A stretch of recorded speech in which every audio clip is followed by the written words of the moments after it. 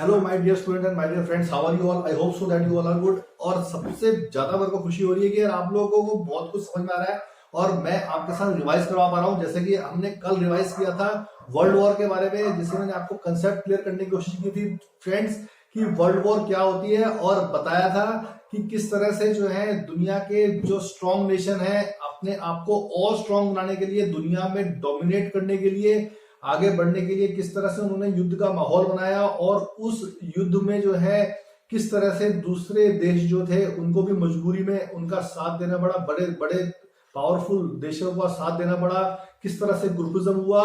हमने इसके ऊपर पूरी बात करी और आज इस बात को आगे बढ़ाएंगे। और dear friends and dear students, आज हम बात करेंगे कॉजेज जो है immediate cause for the first world war. और उससे पहले मैं आपको एक बार रिकैप देना चाहूंगा हम जो दूसरे कॉजेज हैं उसके बारे में हम बात कर लेते हैं पहले, कि किस तरह से जो है वर्ल्ड वॉर हुई, फर्स्ट वर्ल्ड वॉर हुई। फर्स्ट वर्ल्ड वॉर के बारे में हम जो है कॉजेज के बारे में बात कर लेते हैं। तो जरा ध्यान से सुनो फटाफट से, मैं आपको एक बार रिकैप देता हूं और आपको बहुत मजा आने वाला है।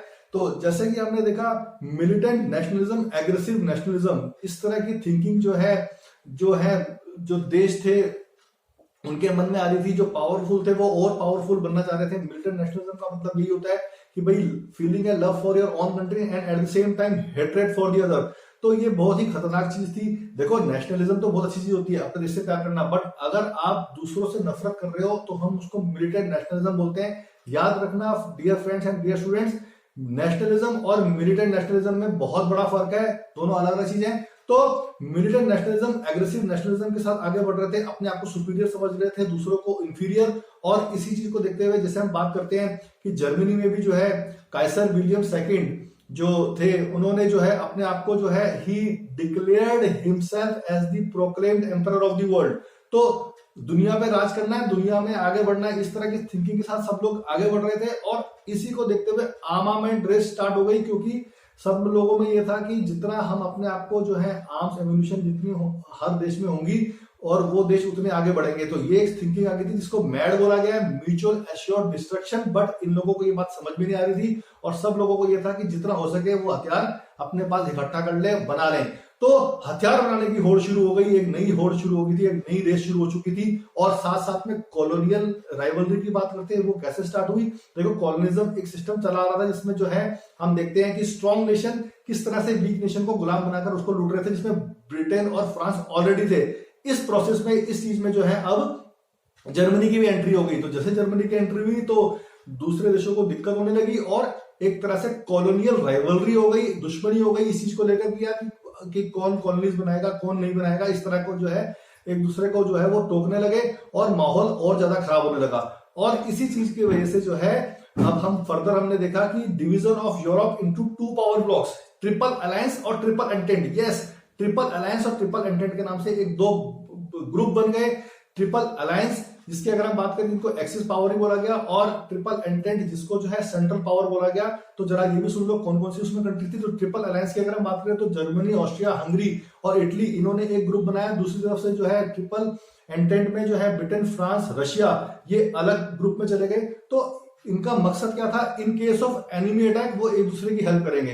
तो बात हुई होगी कि एक ग्रुपिज्म हो गया, ग्रुप बन गए थे और माहौल बहुत ज्यादा खराब हो रहा था, कोई इनको रोकने वाला नहीं था। यस दोस्तों, अगला रीजन हमने ये देखा कि भाई no world organisation to stop them, इनको रोकने वाला कोई नहीं था, कोई ये किसी की नहीं सुन रहे थे। सब अपने आप को सुपीरियर समझ रहा था, हर देश अपने आप को सुपीरियर समझ रहा था और जो है माहौल और ज्यादा खराब होता जा रहा था। आज हम बात करेंगे भाई किस तरह से फर्दर जो है ये माहौल और बिगड़ा और immediate cause for the first world war. आपको बात ये पूरी क्लियर हो जाएगी और मैं आपकी तरफ से पूरी कोशिश करूंगा कि immediate cause for the first world war मैं आपको बताऊंगा। आप तो जरा ध्यान से सुनना। Immediate cause for the first world war, Sarajevo crisis. Yes, Sarajevo crisis. Actually हुआ क्या dear friends and dear students, जरा ध्यान से सुनो। Archduke Francis Ferdinand the crown prince of Austria Hungary, ठीक है, जो हायर टू द थ्रोन जो है, ही वॉज एक्चुअली मर्डर्ड और उनका एसिनेशन हुआ, उनका मर्डर हुआ, उनकी वाइफ का भी। और जिस वजह से जो है ऑस्ट्रिया में जो है बहुत ज्यादा माहौल खराब हो गया। आपको ये भी मैं बता देता हूं कि जो है Sarajevo the capital city of Bosnia, वहां पर ये जो है घटना घटी। और ये भी मैं आपको बताता हूँ कि असल में हो क्या रहा था। काफी समय से जो है ऑस्ट्रिया में जो है बहुत सारे जो है सर्बियंस जो है वहां पर मूवमेंट चला रहे थे। सर्बिया एक साथ में ही एक जो है पड़ोस में ही था ऑस्ट्रिया के। तो वहां से जो है सर्बियंस बहुत टाइम से एक मूवमेंट चला रहे थे जो चाहते थे unification of all the Serbians into a single Serbian state. ठीक है, तो सारे जितने भी सर्बियंस हैं उनको सबको यूनाइट करना, वो यही चाह रहे थे। तो काफी टाइम से मूवमेंट चल रहे थे और जैसे ही ये घटना घटी तो सीधा सीधा ऑस्ट्रिया का जो है शक सर्बिया पे गया, क्योंकि ऐसा जो है पता चला कि जो ये घटना घटी थी, जो भी सब ये जो चीजें हुई थी, it was actually planned by a secret society in Serbia जिसका नाम था ब्लैक हैंड और यूनियन ऑफ डेथ।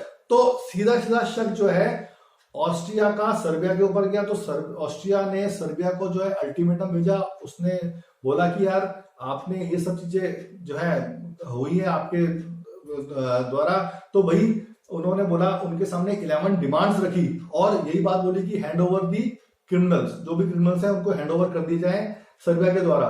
तो हालांकि सर्बिया ने जो है जो भी वो 11 डिमांड्स थी उस पर जो है थोड़ा गौर किया, बट जो सॉवरेनिटी की बात थी, हैंडिंग ओवर दी क्रिमिनल्स की बात थी, उस पर ध्यान नहीं दिया और माहौल ज्यादा खराब होता चला गया। और फाइनली यही हुआ, रिजल्ट जो होना ही था। तो बात जो है और बढ़ गई, Austria declare war on Serbia. अब जरा ध्यान से सुनना, जिस तरीके से जो है ट्रिपल अलायंस, ट्रिपल एंटेंट जो दो ग्रुप बने हुए थे, तो उसी के अकॉर्डिंग क्या हुआ कि भाई अब जैसे ही ऑस्ट्रिया ने सर्बिया के ऊपर अटैक बोलने की बात बोली, तो टू डिफेंड सर्बिया एक तरफ से रशिया आ गया।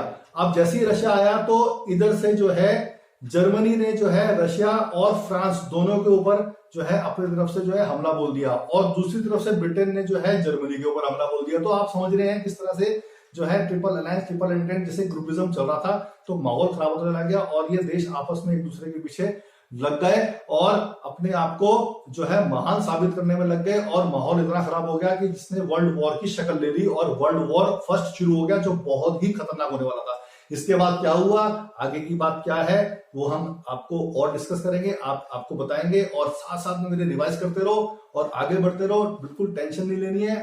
ठीक है, I will try my best to help you out. God bless you all. और ये बात मैं जरूर बोलूंगा, पहले ही बोली थी कि कर्म कर, फल की चिंता मत कर। ठीक है, तो जय हिंद जय भारत, जय हिंद जय भारत, जय हिंद जय भारत, जय हिंद जय भारत, जय हिंद जय भारत।